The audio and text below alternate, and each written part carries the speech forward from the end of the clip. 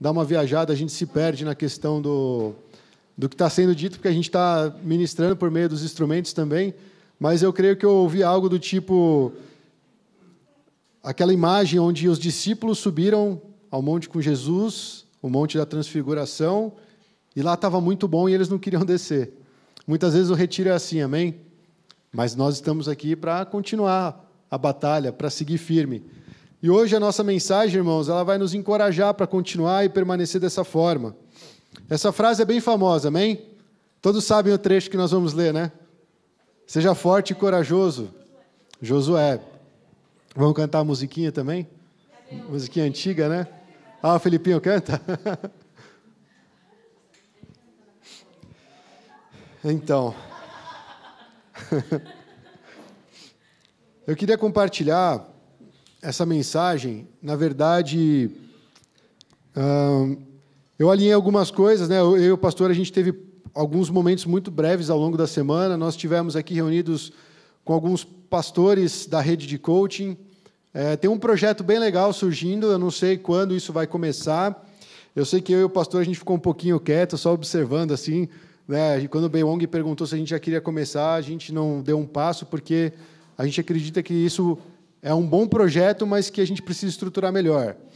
E eu vou só falar rapidamente aqui, não vou tomar muito tempo com isso, mas se você pensar na ideia de um alistamento militar, você fez 18 anos, quantos aqui já completaram 18 anos? Mó triste. Quantos vão completar 18 anos? Ah, vocês dois? Vocês estão meio grandinho para 18 anos, né? Comeram muito fubá, né? É a barba. Aí, 18 anos, na nossa nação, eu creio que muitas outras, você é obrigado a fazer um alistamento, na verdade, para servir o seu país. E eu não sei vocês, eu quando tive 18 anos, a gente ouve alguns boatos, algumas histórias do que acontece no exército, que você tem que ficar pelado no meio dos caras, e você já começa a falar, não quero ir para o exército, né? Vão me zoar e tal. E aí você já arranja um jeito de se livrar, faz jejum, oração e tal. E aí eu fui liberto do exército, não peguei o exército. Apesar que hoje eu olho assim e falo, não, acho que eu devia ter ido um aninho lá para tentar dar uma calejada, né? Ser um pouco mais casca grossa. Mas é uma forma de fazer um ritual de passagem com um jovem e falar, não, agora é hora de você virar homem, é hora de você saber dobrar a sua cama, arrumar suas coisas, ter responsabilidades, cumprir horários, ter compromisso, aprender a submeter a uma autoridade, porque, no final das contas, você vai acabar fazendo isso no trabalho, na faculdade. Não é? Seu professor lá ficava ameaçando durante a aula, você não queria confrontar o cara, porque você achou que ele poderia te marcar na faculdade, você não queria ficar mal com o seu professor, por aí vai. Mas eu não quero ficar exaltando o alistamento. Eu quero dizer que a ideia que surgiu é, por que um cristão, ele não tem na mente dele que, de repente, ele pode viver um ano dedicado para a obra de Deus? Imagina agora, onde você está na sua vida, você larga tudo, você para tudo e fala, um ano eu vou dedicar ao Senhor. Lógico que tem que ter uma grade, né, para você cumprir, você não vai ficar só no seu quarto orando, mas a ideia é exatamente essa, é fazer um currículo para que esses jovens, não só jovens, tá, irmãos? A gente pensou até em pessoas que estão aposentadas. Tem muito aposentado desocupado, você sabia disso? Não sabe com o que gastar o dinheiro, fica só comendo o dia inteiro, viajando. E ele pode até ser um bom cristão, serviu tanto tempo na igreja, mas está ali na reserva, né? Então a ideia é realmente levantar cristãos que se disponham de dar um ano para o Senhor. E pasmem, os Mormons, conhecem os Mormons? Né? Os Mormons não são irmãos, eles são uma seita, uma heresia, eles promovem ensinos que não provêm da doutrina bíblica nem de Cristo. E muitos nos Estados Unidos, quando fazem 18 anos, eles vão para uma nação, por exemplo, o Brasil, e ficam um ano lá, eles aprendem o idioma e ficam um ano lá servindo a igreja dos Mormons. E aí o cristão é muito à vontade, né? A gente está acostumado a seguir nossa vida de qualquer jeito, vai orando aqui, vai passando aperto ali, mas a gente não para e fala, Deus, eu quero trazer essa oferta para o Senhor. Um ano da minha vida, o que será que o Senhor vai fazer nesse um ano? Quais áreas o Senhor vai trabalhar? Como o Senhor vai poder me usar na igreja para poder edificar a sua igreja? Então, é uma ideia muito interessante. Vocês acharam? Sim, não? Sim, muito bom. Os mais jovens aí estão mais animados. O quem tem 18 anos ali de barba ficou animado.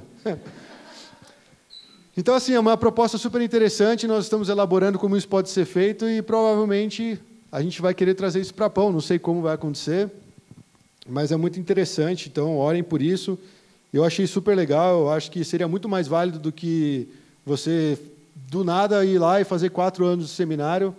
É uma forma de você botar o pé na água, sentir um pouquinho, criar características que são importantes para um cristão, coisas que eu apanhei para desenvolver, a Isa apanhou para desenvolver lá no CTM. Então, eu acho muito interessante, é uma oportunidade muito legal.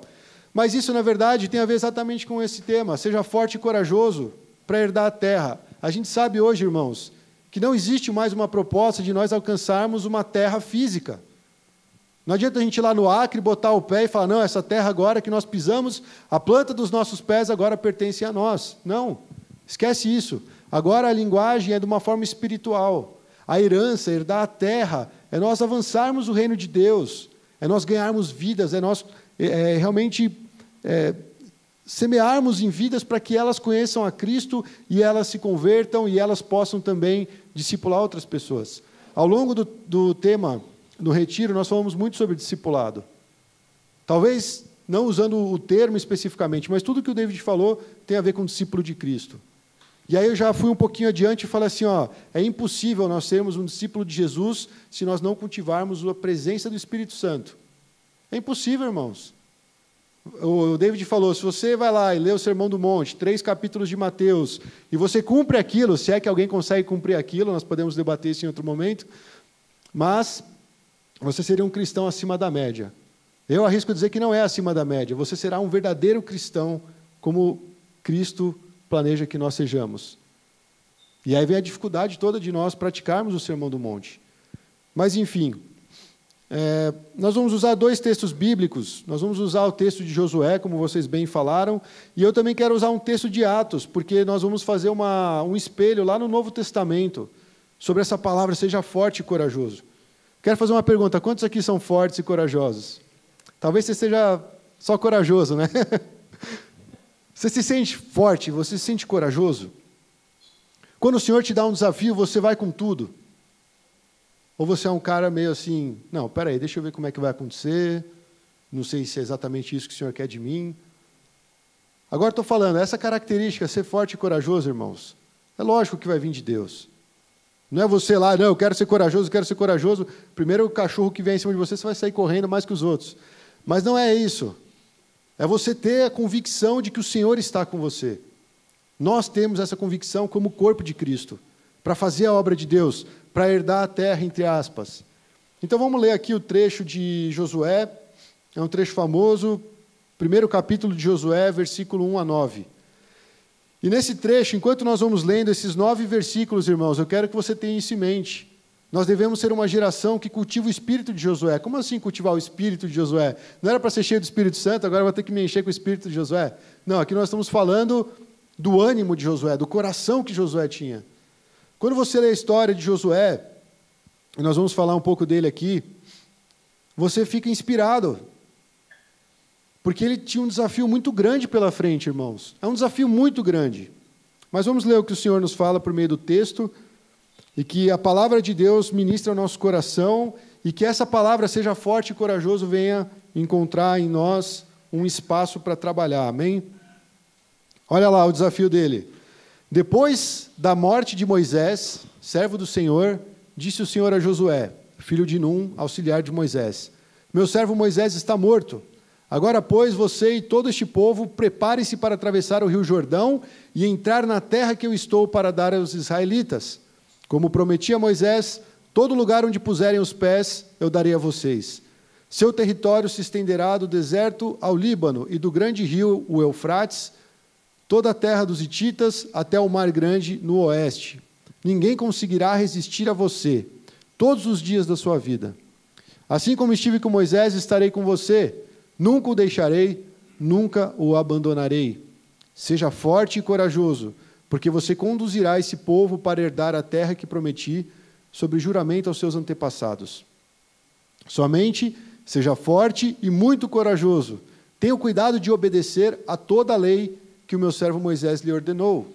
Não se desvie dela nem para a direita nem para a esquerda, para que você seja bem-sucedido por onde quer que andar. Não deixe de falar as palavras deste livro da lei e de meditar nelas de dia e de noite, para que você cumpra fielmente tudo o que nele está escrito.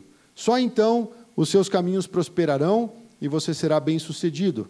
Não fui eu que lhe ordenei? Seja forte e corajoso. Não se apavore nem se desanime, pois o Senhor, o seu Deus, estará com você por onde você andar. Amém? Fala para o seu irmão aí, seja forte e corajoso. Irmãos, eu preciso ouvir isso bastante, sabia? Porque eu não sou forte nem corajoso. Forte vocês observaram muito bem que eu não sou, né? Corajoso, às vezes eu aparento ser, sabe? Eu estava assistindo um filme com a Isa, né? É um filme bestinha, mas é legal até. E era um menininho que ele tinha que fazer um rito de passagem, onde ele ia ser lançado, acontece na Finlândia, então tem uma questão cultural. Aí os homens se organizavam, os homens de uma aldeia, e mandavam esse menino para um rito de passagem, onde ele tinha que entrar no meio da floresta, e falava assim, a floresta vai te disciplinar, ela vai ser o seu professor, ou o seu mestre, e você vai ter que caçar um bicho e trazer ele de volta para mostrar que agora você é um homem. Só que o moleque ele não é forte, ele não é corajoso, ou melhor, ele se acha corajoso, mas ele não consegue nem atirar com arco e flecha. E o pai dele, preocupado para que ele se torne um homem reconhecido naquela aldeia, ele vai tentando apoiar o filho de toda forma e meio que arranja meios para que ele consiga viver dessa forma. E aí a questão é que o presidente dos Estados Unidos sofre um atentado e cai nessa floresta e o menininho acha o presidente. É bem interessante, você pode assistir depois, está na Netflix. O jogo chama Big Game, né?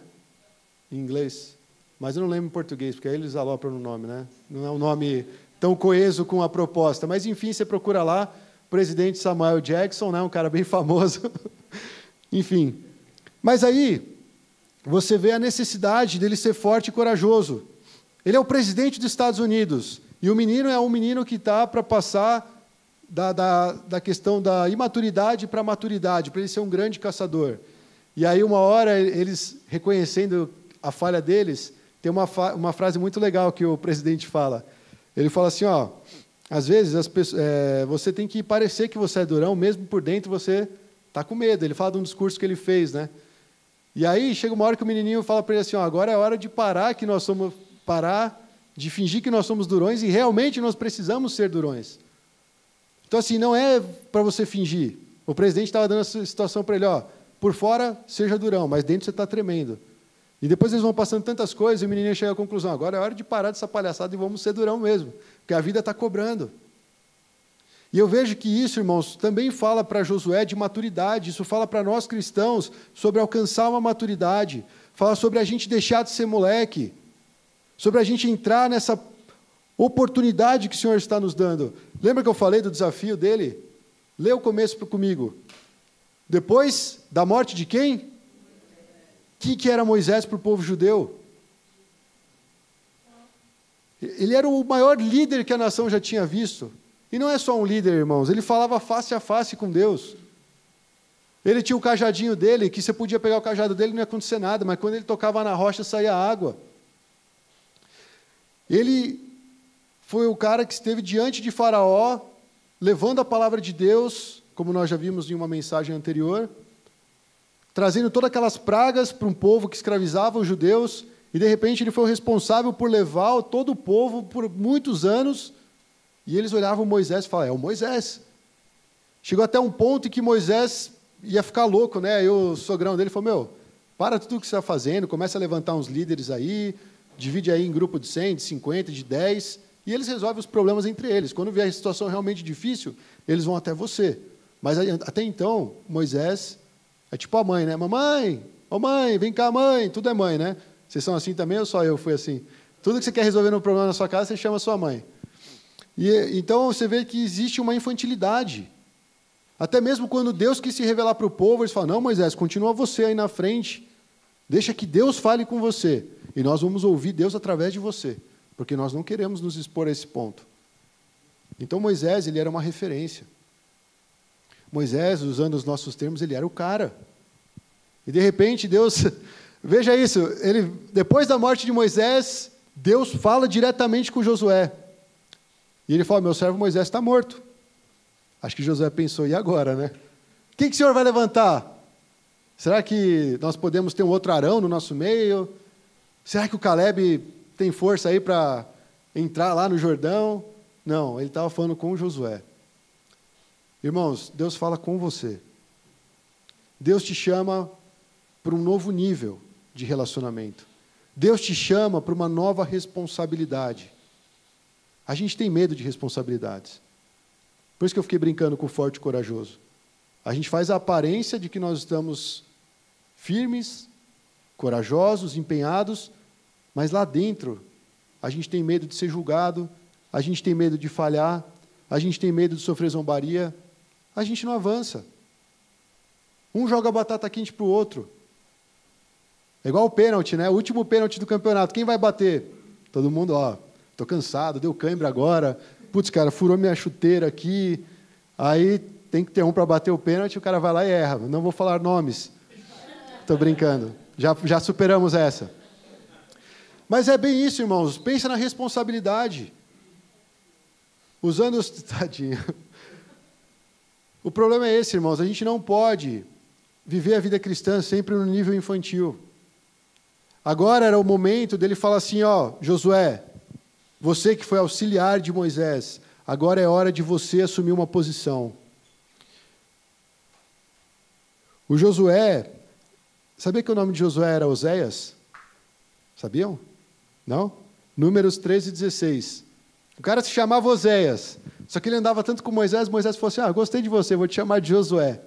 E Josué tem uma raiz com o nome de Jesus, tem a ver com salvação. Então, eu acho que Moisés e ele se davam bem, eles andavam juntos e tal, mas ele era um auxiliar. Ele não era um cara que tinha a sua evidência assim, exaltada no meio do povo, apesar que ele liderou o povo em muitas batalhas. Lembra que Moisés ficou com os braços levantados orando? Quem que estava guerreando lá no vale? Josué. Josué era um guerreiro, irmãos. Por isso que eu falo, devemos ser uma geração que cultiva o espírito de Josué. Você ainda não aposentou, cara, você tem muita energia. Você tem sangue novo aí correndo na veia.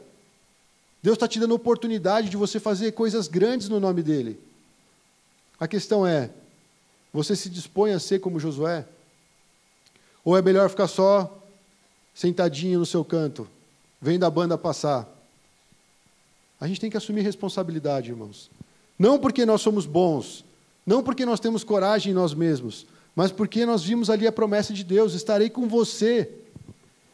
O que garante, na minha opinião, irmãos, o que garante a vitória de Josué não é o fato de Deus, perceba quantas vezes eu grifei aqui, seja forte e corajoso, seja forte e muito corajoso, seja forte e corajoso. Deus falou 3 vezes para ele, mas ele falou pelo menos 2 de que ele estaria com ele.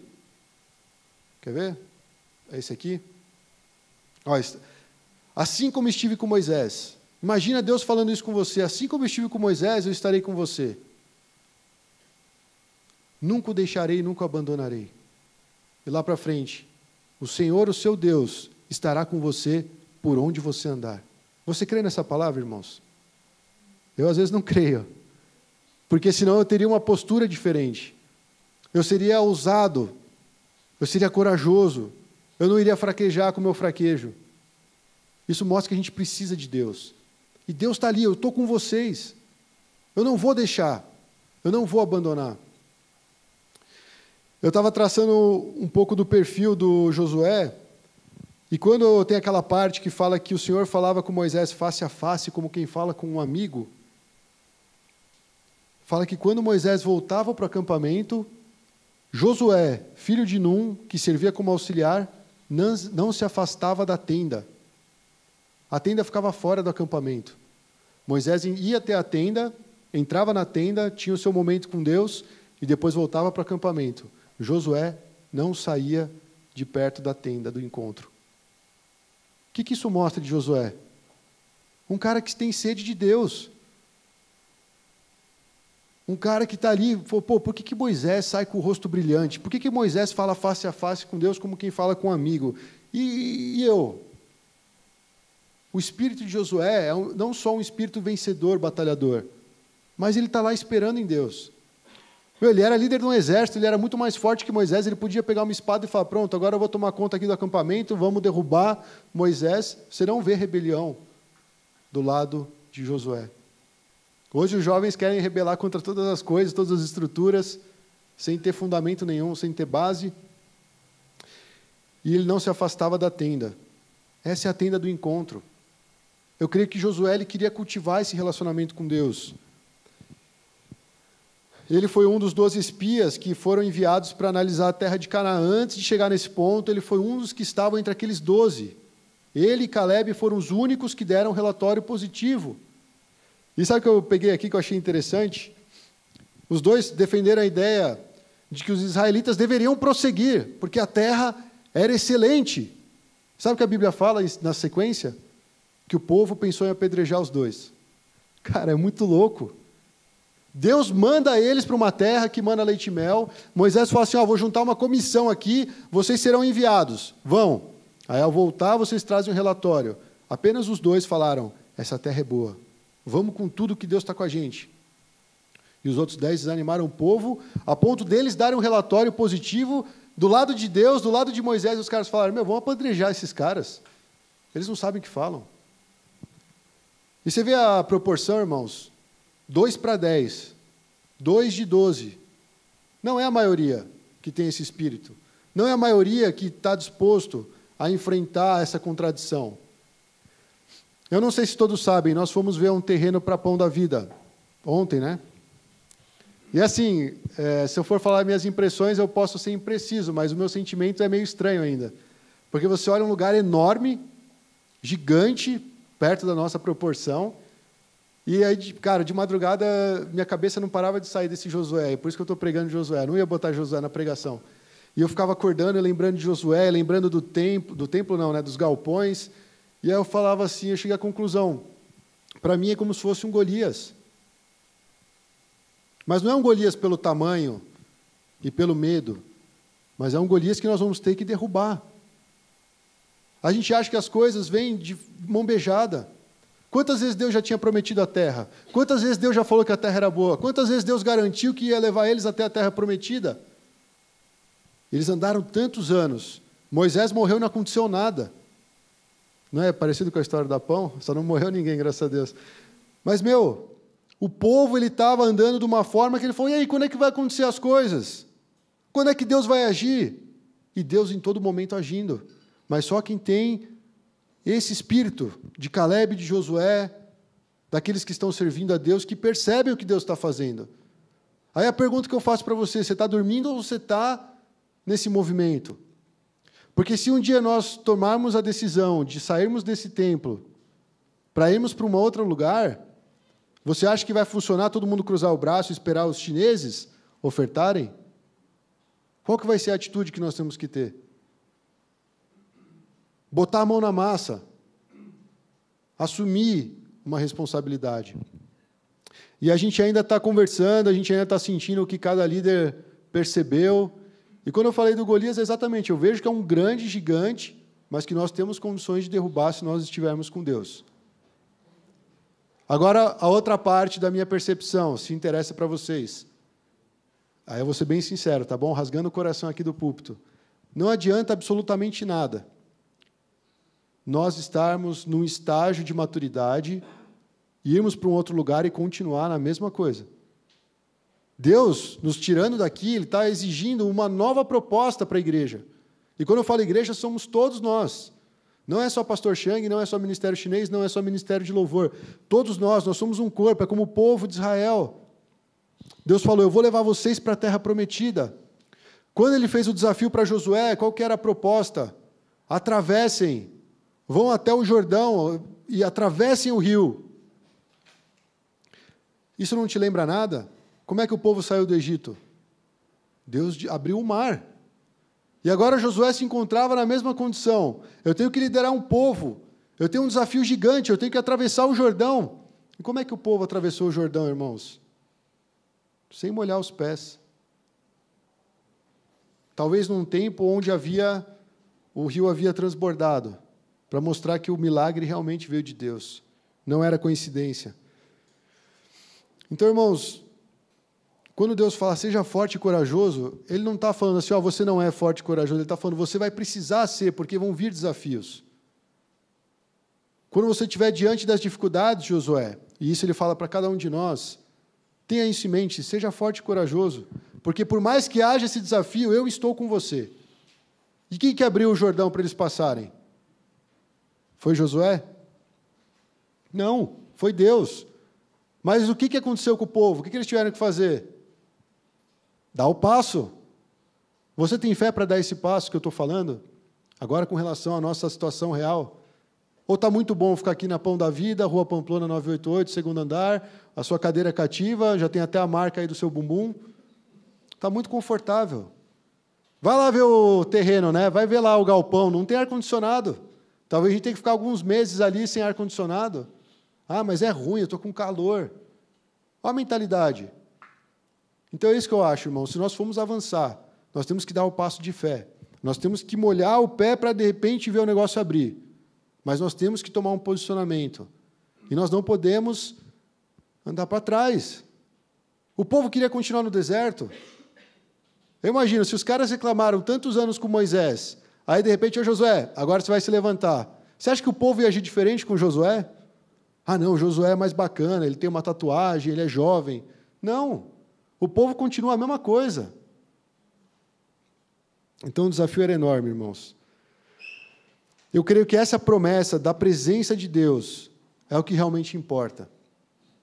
Sinceramente, se queimar aqui o templo, se a gente não conseguir o outro, se a gente for jogado para a rua, quem tem um coração como esse coração que nós estamos falando, vai continuar reunido como igreja, porque entende o propósito de Cristo para a igreja.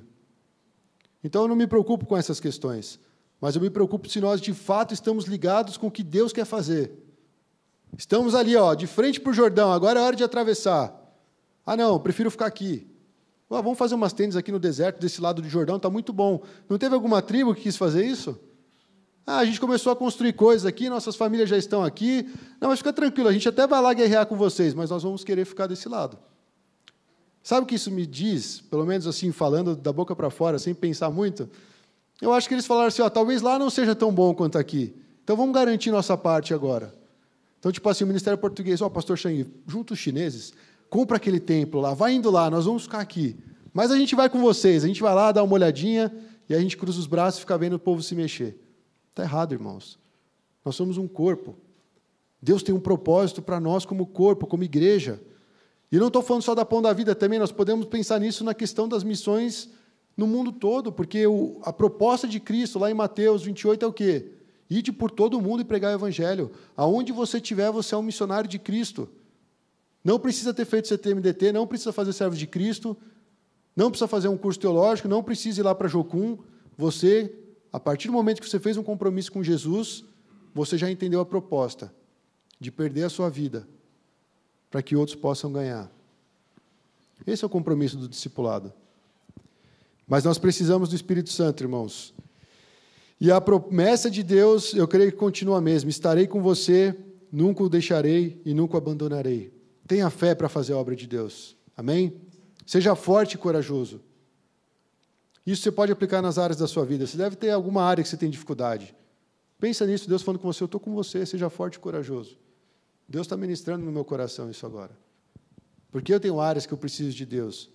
Eu preciso ouvir Deus falando, eu estou com você. Tipo, como se eu não soubesse, mas às vezes você tem que acordar e Deus falando, eu estou com você. Ah, Deus, mas por que está difícil? Ah, por que ainda não aconteceu? A presença de Deus é uma garantia. Mas a presença de Deus não vai garantir que essas coisas não cheguem a nós. Porque Deus se agrada de trazer essas coisas na nossa vida para trabalhar no nosso caráter. Senão Josué não ia existir. Senão o povo nunca ia chegar do outro lado do Jordão. Se ele não tivesse dificuldades para tomar esse passo de fé, para lançar nesse desafio, sabendo que Deus está com ele, não ia acontecer nada. Outra coisa, sabe qual outro foi o desafio dele? Tomar Jericó. Jericó era uma cidade fortificada. O que aconteceu com os muros de Jericó? Ruíram. Muro é barreira, é dificuldade, é obstáculo. Mas pelo poder de Deus eles ruíram. E o que eles tiveram que fazer? Obedecer aquilo que Deus estava ordenando. O que Deus está te ordenando hoje para você fazer? A obediência, ela fala muito no reino de Deus. A obediência, ela é imprescindível no reino de Deus. Às vezes a gente pode até falar, tá bom, Deus, eu vou obedecer, eu estou sofrendo, mas a obediência te agrada, então estou aqui firme, me ajuda. Esse é um posicionamento que agrada a Deus. E quando eles derrubaram Jericó, irmãos, aquilo foi completamente uma ação de Deus no meio do povo. E Deus prometeu para Josué: eu vou fazer atos para que o pessoal olhe para você e te respeite.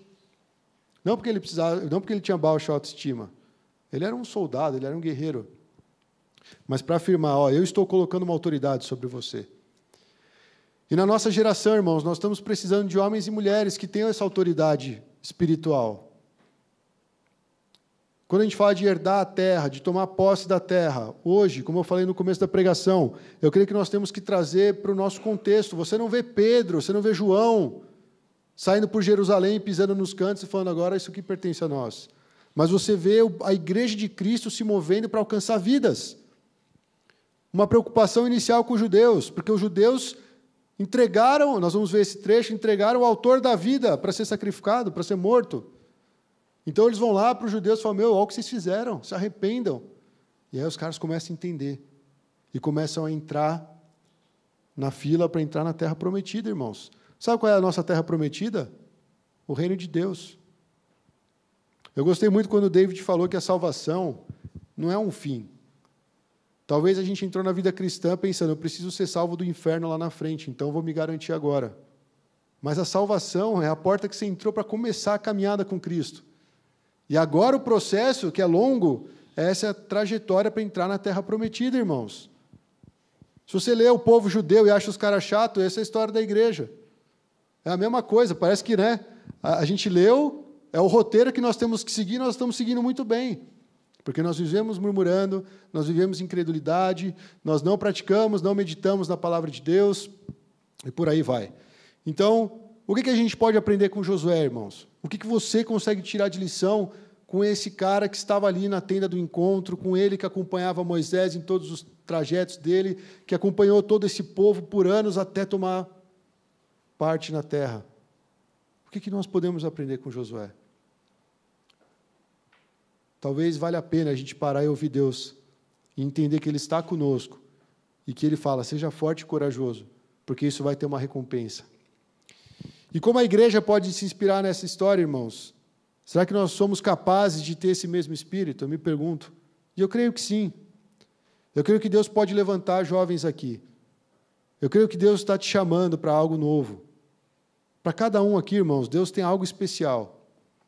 E eu creio nisso da mesma forma que eu orei no retiro. Aqui é um exército. Alguns ainda não entenderam isso. Mas a igreja de Cristo é um exército nessa terra para tomar posse da herança. Isso tem a ver com vidas. E aí, irmãos, eu estava falando que a gente depende do Espírito Santo. Eu quero avançar para o segundo ponto. Nós recebemos poder com a vinda do Espírito para avançar e herdar a terra. O Espírito Santo ele já foi derramado sobre a igreja, amém? Amém ou não? O Espírito Santo, quando ele foi derramado, lá em Atos 1:8, falava o seguinte: receberão poder quando o Espírito Santo descer sobre vocês, e serão minhas testemunhas em Jerusalém, em toda a Judéia e Samaria e até os confins da terra. Irmãos, o Espírito Santo já veio. Isso significa que a igreja já recebeu poder. Quem quer ser poderoso? No mundo, muitas pessoas buscam poder. E a gente recebeu um poder sobrenatural, que eu quero compartilhar com vocês por meio de uma história. Essa história, ela me toca demais, irmãos. Eu peço que a igreja tenha um pouquinho de paciência, porque eu quis botar ela na íntegra. Porque é uma história que tem que despertar a gente. Isso aqui aconteceu no Novo Testamento. Isso aqui aconteceu agora, na nossa era cristã. Isso aqui foi a base onde a igreja foi construída. Era esse espírito que os apóstolos tinham. E às vezes eu me pergunto: Deus, por que eu estou tão longe disso? Por que a sua igreja anda tão distante dessa realidade? A não ser que você não acredite na palavra de Deus, irmãos. Mas eu quero ler com aqueles que acreditam. Certo dia, Pedro e João estavam subindo ao templo na hora da oração. Que horas que era a hora da oração? No culto da Pão da Vida, né? 3 da tarde. Eles estavam lá 3 horas da tarde e estava sendo levado para a porta do templo, chamado Formosa, um aleijado de nascença, que ali era colocado. Só o Sandrão está aqui todos os dias, irmãos. Pensa nisso. Eu vou compartilhando com base nos trechos que a gente está lendo. Em certo dia, em determinado momento, Pedro e João, eles pegam e falam, vamos lá para o templo porque está chegando a hora da oração. Eles não são religiosos, mas eles querem cumprir a vontade de Deus e orar junto com o povo. E ali, talvez, ver a oportunidade de manifestar o poder de Deus. E aí eles sobem até o templo nessa hora, onde todos estariam reunidos, onde todos estariam orando. E o que acontecia todos os dias? Um aleijado de nascença era colocado na frente do templo. Irmãos, pensa que toda vez que você chega aqui para o culto das 3 da tarde, tem um morador de rua jogado aqui na nossa porta. Todos os dias, todos os domingos, você vem, anda, desce a Pamplona do metrô, passa por cima da perna desse mendigo, desce as escadinhas da Pão e sobe o elevador e vem fazer seu culto. Na hora de ir embora, a mesma coisa. Você desce de elevador, anda naquela garagem bonita, aí sobe aquela rampa, vê o mendigo deitado e pula por cima dele. Imagina isso todos os dias. É isso que está acontecendo aqui. E o que esse cara fazia lá na frente do templo? Cara, o templo é a casa de Deus, é onde tem a presença de Deus, é onde todos os caras mais religiosos, mais sedentos pela presença de Deus estavam. E ali estava um aleijado, um manco, alguém deficiente, alguém que era marginalizado. Todos os dias ele era colocado lá, irmãos, isso é a coisa que mais me deixa louco. É tipo assim, eu estou vendo um cara com deficiência, ó, vem cá, eu vou te botar lá para você precisar de ajuda, os caras vão te ajudar. Por que esses caras que levaram ele já não ajudaram ele? Ah, não, estou fazendo minha parte. Estou levando ele para um lugar que ele vai conseguir alguma coisa, pelo menos o pãozinho de hoje ele vai conseguir. Fiz minha parte, aliviei minha consciência. E aí, ele era colocado ali todos os dias para pedir esmolas, irmãos, para os que entravam no templo. Isso mostra um cenário que nós estamos vivendo hoje. A igreja entra e sai de templo, entra e sai de reunião, entra e sai de congresso, entra e sai de retiro. Mas nós ainda temos aleijados colocados às nossas portas. Quando que o reino de Deus vai ser proclamado para essas pessoas? E olha que interessante essa cena. Vendo que Pedro e João iam entrar no pátio do templo, pediu-lhes esmola. Como ele estava fazendo com todo mundo, ele viu Pedro e João entrando. Opa, agora é a minha oportunidade, me dá uma esmola. E eles tinham tido o ensino no Sermão do Monte para você dar esmola, né? A mão direita não vai fazer aquilo e a esquerda não precisa saber o que a mão direita está fazendo. Então, obviamente, pelos ensinos de Jesus, eles dariam esmolas, certo? E aí o Pedro e o João olharam para ele. Você olha a necessidade das pessoas que estão ao seu redor? Como um cristão, você olha de fato a necessidade daqueles que estão ao seu redor? E aí Pedro falou, olha para nós. Imagina a expectativa. Falou, meu cara vai tirar uma barra de ouro e vai me dar, e agora eu vou almoçar o mês todo. E aí o homem olhou com eles com atenção. Só que a expectativa desse homem era receber algo. As pessoas estão vindo para a igreja esperando receber algo material. Talvez elas nem saibam o quanto elas podem se aprofundar nesse relacionamento com Deus. E ele estava esperando dos homens alguma coisa. E disse Pedro, eu não tenho prata nem ouro. Talvez o cara fosse embora, né, se ele pudesse, mas ele não podia, ele tinha que ficar lá. Mas o que eu tenho, isso eu te dou. Em nome de Jesus Cristo, o Nazareno, ande. E aí, segurando ele pela mão direita, ajudou a levantar-se e imediatamente os seus pés e tornozelos ficaram firmes. Irmãos, pensa nessa cena. Todos os judeus estavam reunidos naquele momento para orar. O que eles oravam? Eu fico me perguntando o que a gente ora. Estava rolando uma oração todos os dias no templo, e aquele cara todo dia vivendo uma miséria. Ah, eu estou buscando a presença de Deus. E de repente Pedro e João falaram, vamos romper o protocolo aqui. Olhou para o cara, e o cara, opa, vou ganhar alguma coisa. Ele, não, eu não tenho ouro, eu não tenho prata, mas o que eu tenho, eu te dou. Em nome de Jesus, ande. É isso que o mundo precisa. Na verdade, a igreja precisa disso, irmãos. Experimentar o poder de Deus. Como faz isso? Aí você fala, orando. Os caras estavam orando no templo. Eu acho que a gente tem que abrir mesmo o nosso coração e falar, Espírito Santo, o Senhor quer edificar essa igreja até a volta de Cristo. Como eu posso contribuir? Como eu posso avançar? Onde eu posso ajudar para que o teu reino avance um pouco mais? Talvez a gente não vá levantar alguém que não consegue andar. Talvez você não vá ministrar em alguém que é cego para essa pessoa voltar a olhar. No meu quarteirão que eu moro, eu já falei, você vai para o metrô, você encontra lá o manco, você encontra o cego, você encontra o morador de rua, você encontra um cara louco, todos os dias. E aquilo me incomoda. Eu falo, Deus, onde está seu poder? E acho que Deus pergunta assim, eu não falei que eu estou com você? Eu não falei, seja forte e corajoso? Talvez não seja um manco, talvez não seja um leproso, mas talvez seja uma pessoa em depressão que está do seu lado. Você consegue olhar para ela e falar, ó, eu não tenho, sei lá, como é que é o nome dos remédios, Rivotril, eu não tenho isso ou aquilo, mas eu tenho Jesus. Ele pode mudar a sua vida.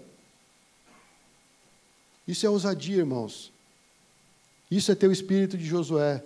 Isso é ser como os apóstolos, isso é ser discípulo de Jesus. O milagre é por conta de Deus.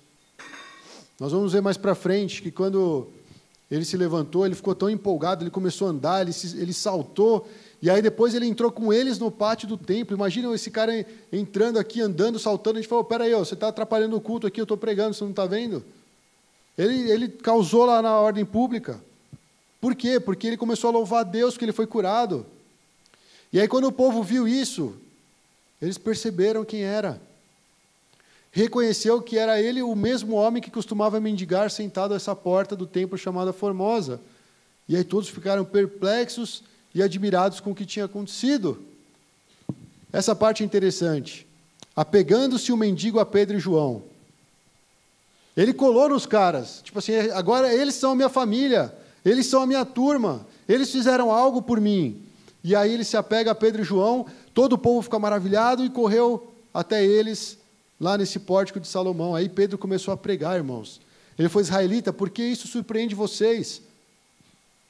Se você tem ousadia para orar por uma pessoa que é deficiente, e aquela pessoa começa a andar, você não ia se surpreender? Parece que Pedro levou aquele ato de uma forma tranquila. É tipo assim, é exatamente isso que eu vim fazer. Eu sei que Jesus vai operar esse milagre, eu não estou surpreso, porque eu sei quem é o meu Senhor. E aí ele começa a falar, por que vocês estão olhando para nós, como se tivéssemos feito este homem andar por nosso próprio poder ou piedade? Não vem de nós, irmãos.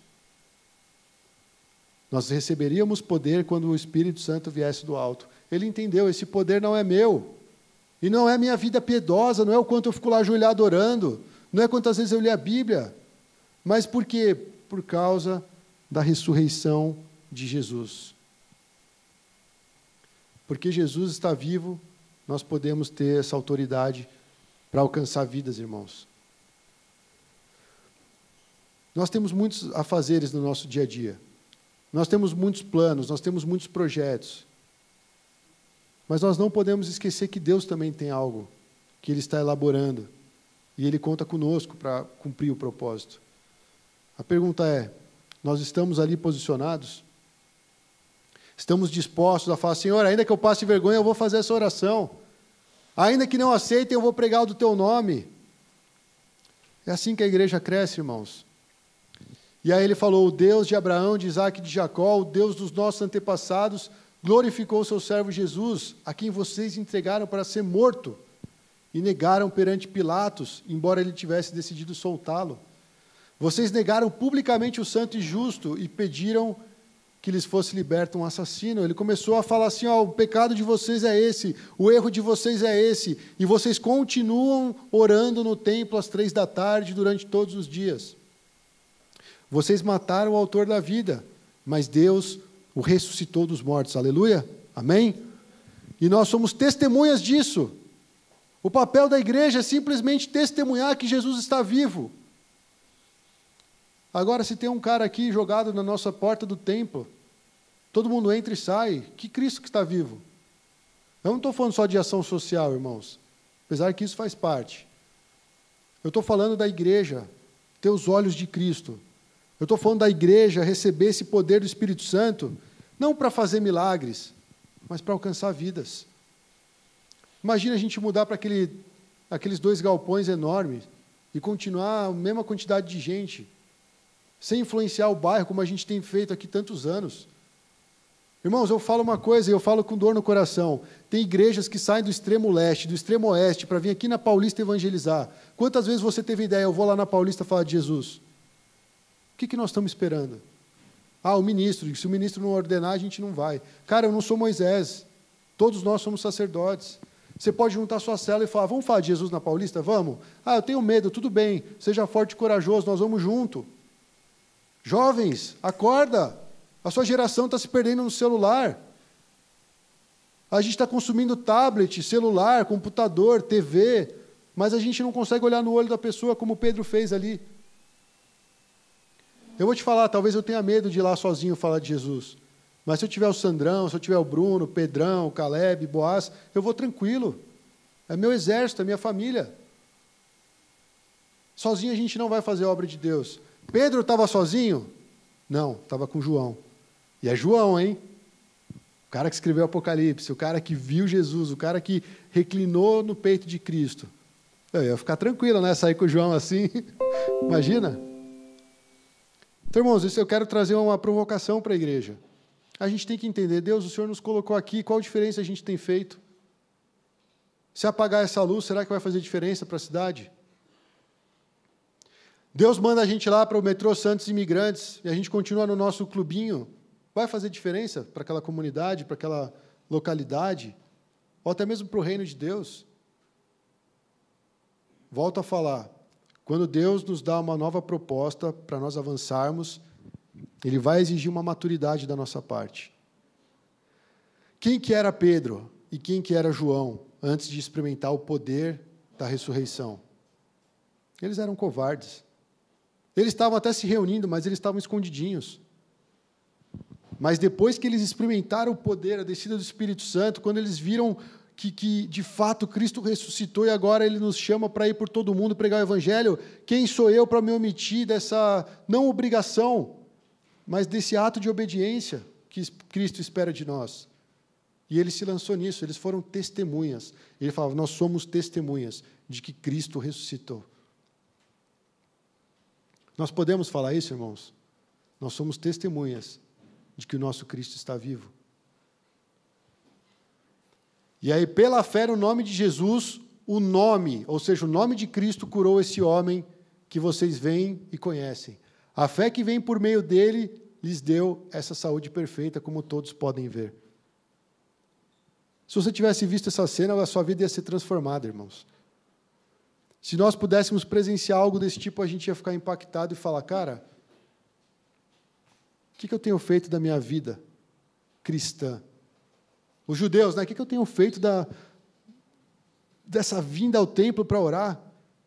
E, de repente, esses caras apareceram, caras que eram pescadores, caras inúteis, caras que seguiram um cara que morreu na cruz, mas, de repente, eles estão lá e fazendo isso.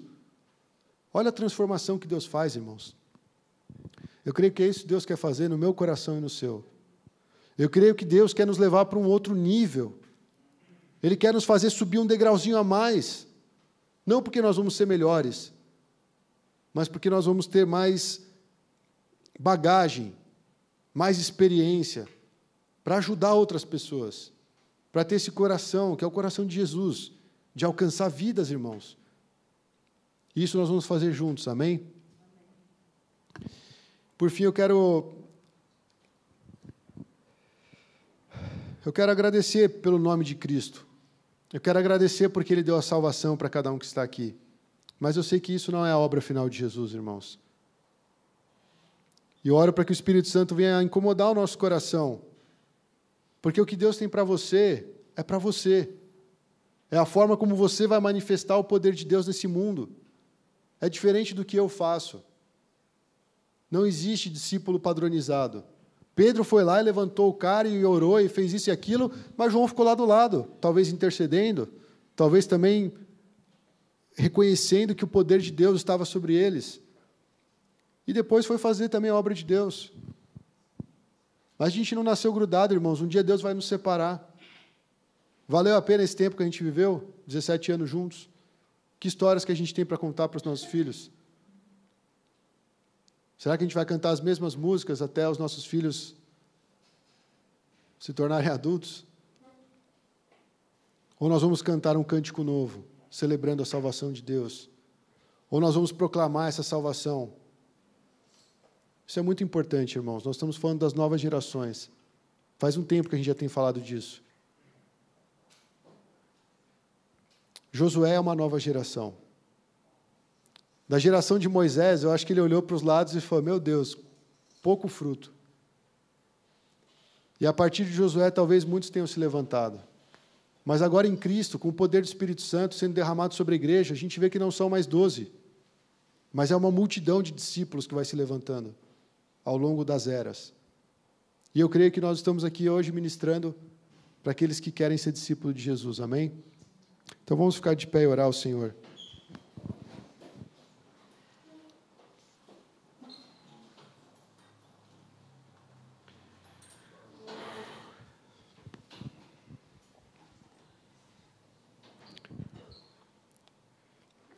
Senhor, esses textos que nós lemos hoje nos fazem refletir como tem sido a nossa vida com o Senhor. Quando nós observamos a postura de Josué, quando nós olhamos aqui os discípulos ministrando, cheios do Espírito Santo, nós podemos ver claramente, Senhor, que eles abandonaram um lugar de covardia e eles saíram para testemunhar do Seu nome. Eles se lançaram porque eles confiavam no Senhor.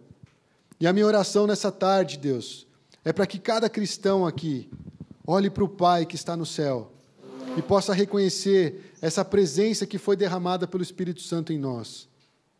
Que possa reconhecer que o sacrifício de Cristo lá na cruz foi suficiente para nós testemunharmos desse poder. Um poder que transforma, um poder que faz a gente vivenciar milagres, um poder que de fato vem confundir a mente dos sábios desse mundo. Esse poder é o poder do Evangelho, Senhor. E eu quero orar para que esse poder venha repousar sobre cada um que está aqui, Senhor Jesus. Eu quero ministrar, Senhor, sobre cada um dos meus irmãos, inclusive na minha vida, de que o Espírito Santo tenha liberdade para agir no nosso meio. E que isso não acabe só no tempo de culto, que isso não se restrinja a um tempo de retiro, mas que isso seja no nosso andar diário com o Senhor. Que o Espírito Santo venha nos levantar no meio dessa geração, que nós possamos ser fortes e corajosos, obedecendo a Tua palavra, proclamando essa palavra por onde nós formos, Senhor. E eu creio que o Senhor continuará dando a certeza de que o Senhor está conosco até a consumação dos séculos. Que Teu grande nome seja louvado, Jesus. Esse nome que está acima de todo nome, o único nome pelo qual importa que sejamos salvos. Esse lindo nome de Cristo, o nosso Salvador, o nosso Senhor. Obrigado, Jesus. Obrigado, Senhor.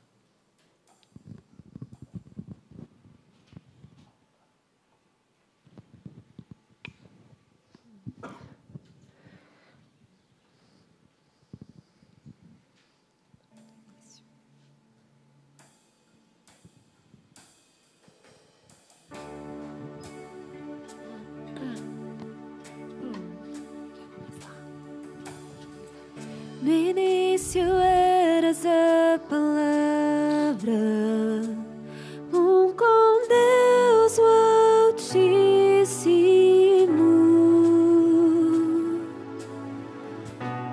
O mistério de sua glória, Cristo em ti se revelou.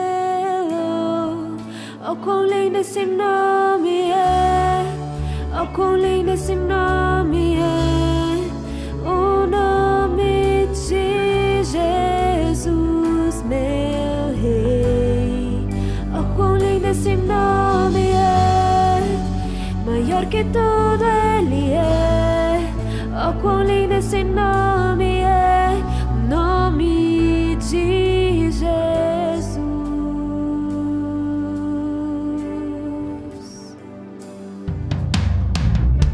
Deixou o céu para buscar-nos, veio para nos resgatar. Amor maior que o meu pecado,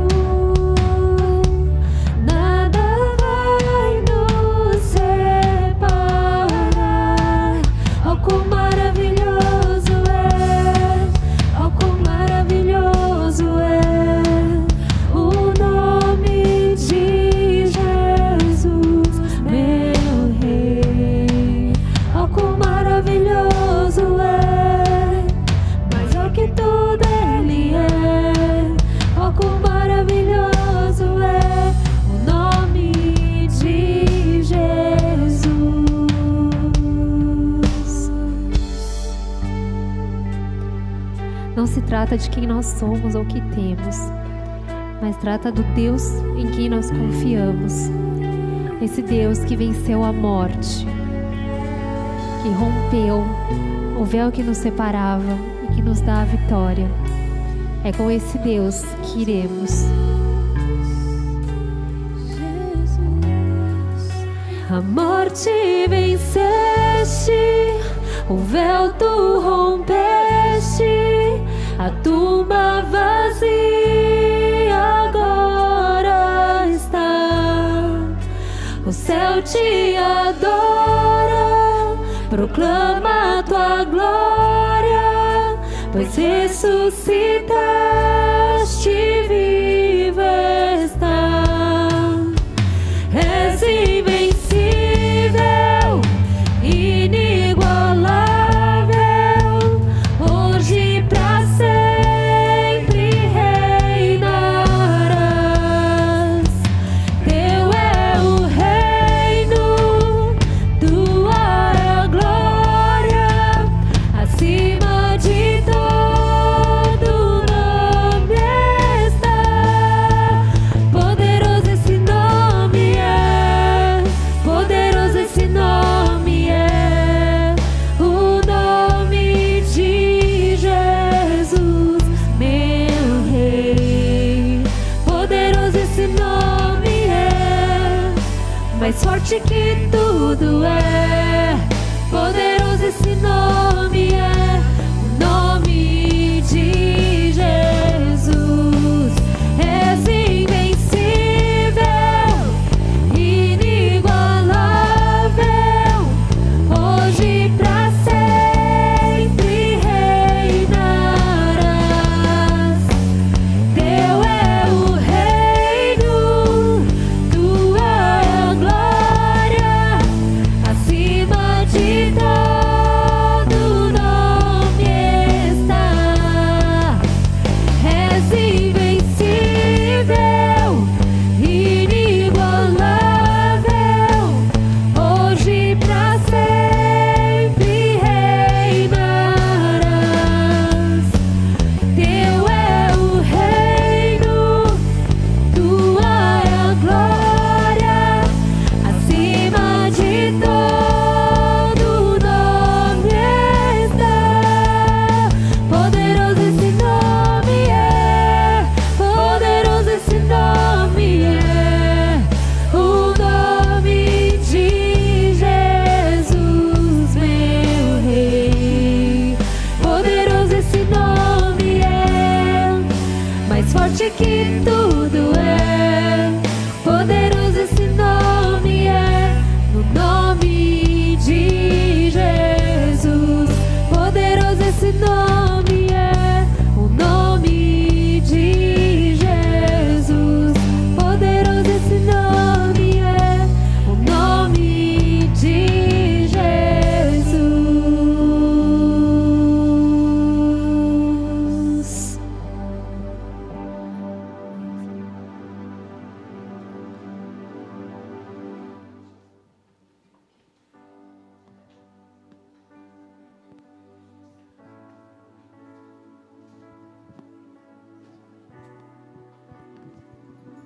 Podem se assentar.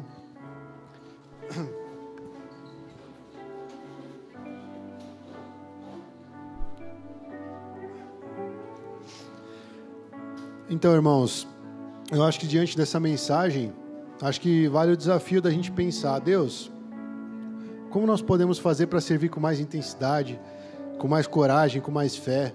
Sabe, a gente crê que o Senhor está no nosso meio. A gente crê que o Senhor levantou cada um aqui com um propósito, com um chamado, com algo que é poderoso para alcançar vidas, irmãos. Então use isso nesse tempo que você está vivo para fazer a obra de Deus.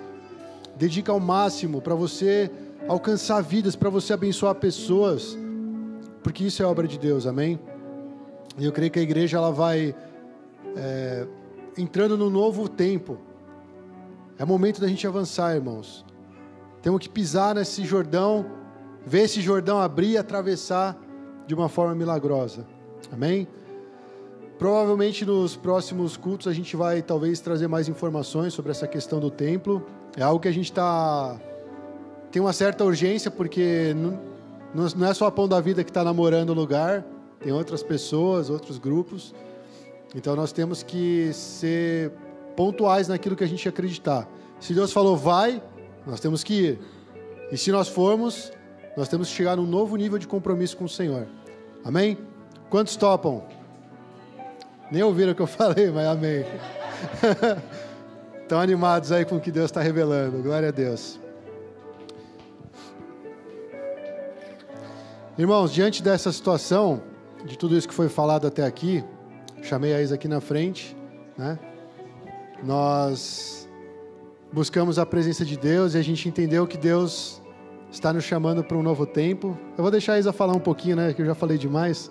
Só para botar ela na fogueira aqui. Adoro, gente, esse momento. Então, a gente queria compartilhar com vocês que há alguns meses atrás, nós recebemos uma passagem apenas de ida para o mundo novo. E tem sido um momento de grande desafio para a gente, mas a gente crê que o Senhor está conosco. E como vocês são a nossa família também, a gente gostaria muito de compartilhar qual é essa nossa nova trajetória.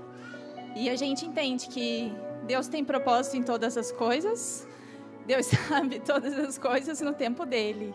Então a gente queria compartilhar com vocês, se der para colocar.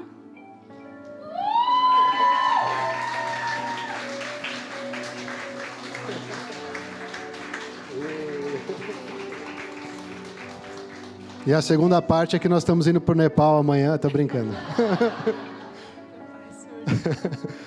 É isso, irmão. A gente queria dividir com vocês. A Isa já está com 12 semanas e 4 dias. Já completou o primeiro trimestre. Não sabemos ainda se é menino ou menina. Nós temos alguns nomes aí. Acho que a gente vai segurar um... Que isso? Vamos orar agora para puxar a mãe, em nome de Jesus. Tem uma foto que a gente tirou com um elefantinho de pelúcia. Aí eu falei, vão achar que é a orelha do pai. É um elefante de pelúcia. Mas é isso, irmãos. A gente fica alegre de compartilhar com vocês. E é isso.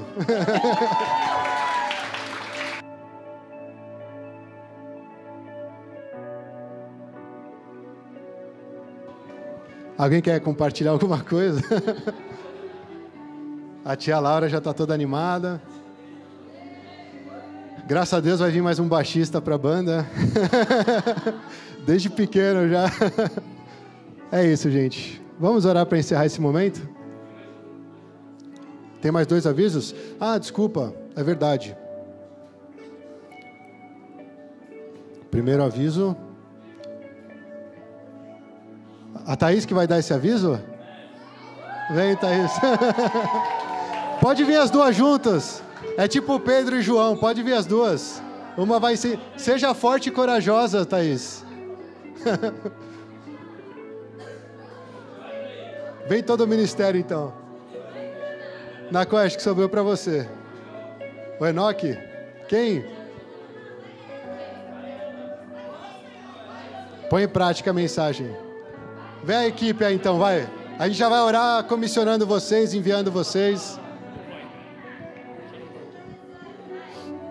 Tá aí.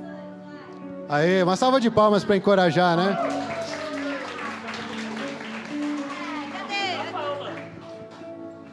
Pensou que ia fugir, é? Não, aqui vai ter foto. Bom, com alegria que a gente está planejando já há alguns meses o acampamento das crianças no sítio do Lelé, né? É um lugar maravilhoso que a gente ama muito. Nós somos muito edificados nesse lugar, nesse paraíso. Bom, enfim, vai ser em abril. A gente está planejando para o feriado do dia 21, né? Então a gente começa do 18 a 21. E queria incentivar, né, as crianças da igreja. Se você tem alguma criança que você tem de vizinhos, parentes, vocês também podem convidar, são bem-vindos. A gente quer trabalhar nos valores de Deus, nessas crianças, e eu oro por isso e peço orações à igreja toda, né? A gente está juntos participando em orações, incentivo, para a gente poder proporcionar um momento bem gostoso para as nossas crianças, tá bom? Essas são as antigas, né? Oh, meu Deus.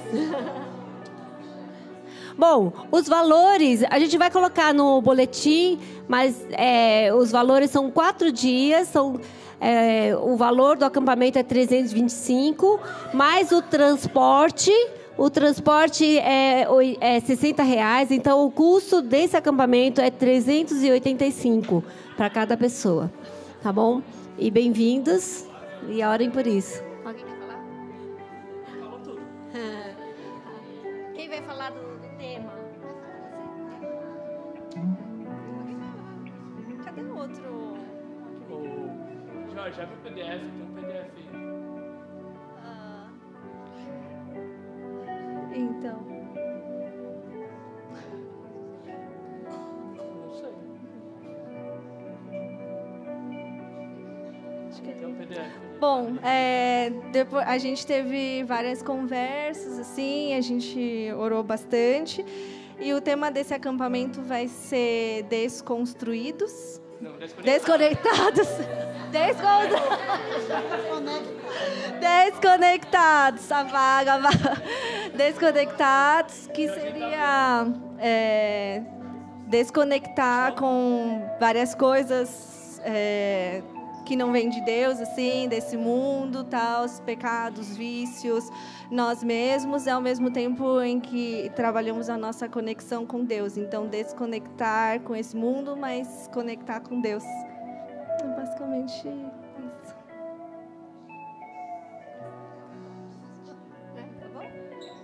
Bom, é isso, né? 18 a 21, idade de 7 a 12 anos. Está escrito aí, 325 mais R$60 o ônibus. Então, esses são os valores. E as inscrições a gente já começa a receber até dia 10 de abril, né? De hoje até 10 de abril, tá bom?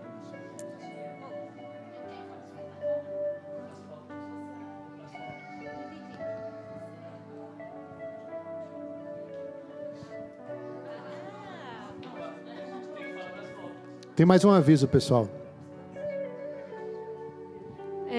Mas hoje são muitos avisos, na verdade. Eu queria só falar um pouquinho de um ministério que, não sei se vocês conhecem, a Lili Yoshimoto. Ela é pastora, junto com o marido dela, hoje eles estão pastoreando a ISP. E ela tem um ministério chamado Ministério Mais Barnabés, que a ideia principal é formar conselheiros bíblicos, conselheiros cristãos nas igrejas. Uma das visões que a Lili traz é que desde que a psicologia surgiu, parece que a psicologia abraçou essa área de aconselhamento para eles.